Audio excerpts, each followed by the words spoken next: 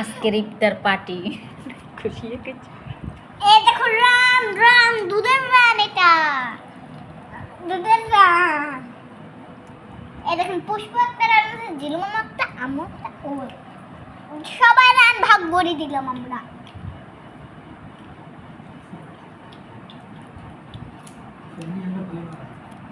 এত যাচ্ছে টেবিলে যাবে।